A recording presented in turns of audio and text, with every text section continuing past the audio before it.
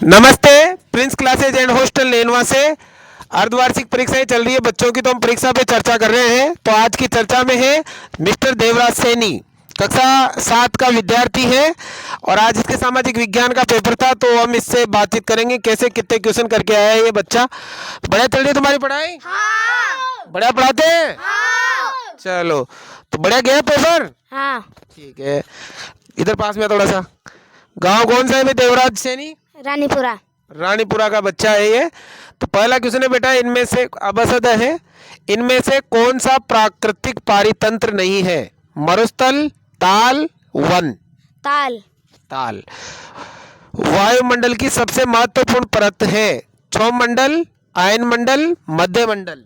सौमंडल। क्षौमंडल, very good. Kolkata किस नदी के तट पर है? कोसी, हुगती, भागीरथी। उगती। हुगती। अब आपको रिक्त स्थानों की पूर्ति करनी है। अभिलेखागारों में खालिस्तान रखे जाते हैं? दस्तावेज। दस्तावेज। खालिस्तान है पहले अहोम लोगों के द्वारा लिखी गई ऐतिहासिक कृतियां थी? बुरंजी। बुरंजी। ठीक है, सही या गलत बताइए, ट्रू एंड फॉल्स बताना है, सही गलत। पहला है जनजातीय समाजों के पास समृद्ध वाचक परंपराएं थी? गलत। ये गलत है। नादी शाह ने बंगाल पर आक्रमण किया था? सही। ये सही है, वेरी गुड। अगला है पृथ्वी की 3 परतें क्या है? परपट्टी, करोड़, मेटल। भूपर पट्टी, क्रोड और मेंटल, 3 परतें होती है पृथ्वी में। ठीक है, बाढ़कृत मैदान का निर्माण कैसे होता है? बाढ़ के कारण निकासी क्षेत्रों में महीन मिट्टी जैसे मिट्टी एवं पदार्थ को उपजाऊ कहते हैं। मिट्टी एवं पदार्थ को निषेचन उपजाऊ कहते हैं।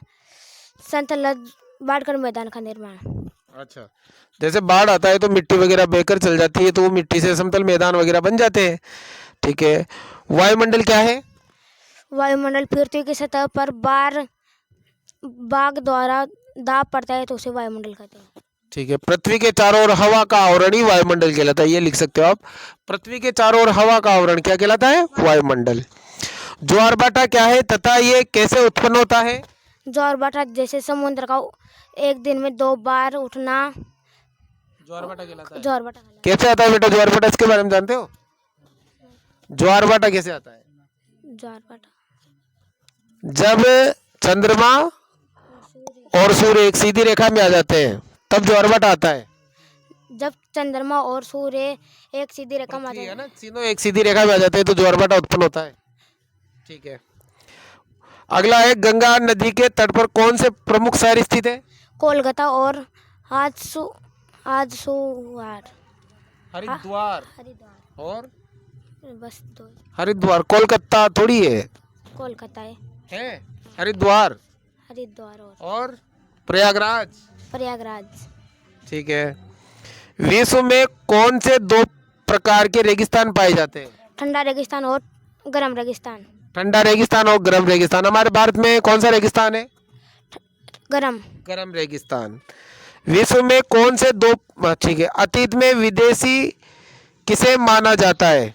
अतीत में किसी भी गांव आने वाला अनजान व्यक्ति जो उस समाज या संस्कृति में वो विदेशी कहलाता है। ठीक है, त्रिपक्षीय संघर्ष में लगे 3 पक्ष कौन कौन से हैं? गुर्जर, प्रतिहार तथा पाल और राष्ट्रकूट। ठीक है, तो आज की जो चर्चा थी सामाजिक विज्ञान के पेपर की, देवराज सैनी से अच्छा इम्प्रूवमेंट हो रहा है इस बच्चे में। जब मेरे पास आया था तो इसकी कंडीशन बहुत ज़्यादा डाउन थी, तो धीरे धीरे हम इसमें सुधार ला रहे हैं। तो बच्चे के लिए लाइक शेयर सब्सक्राइब जरूर से जरूर करें। Thank you watching for this video.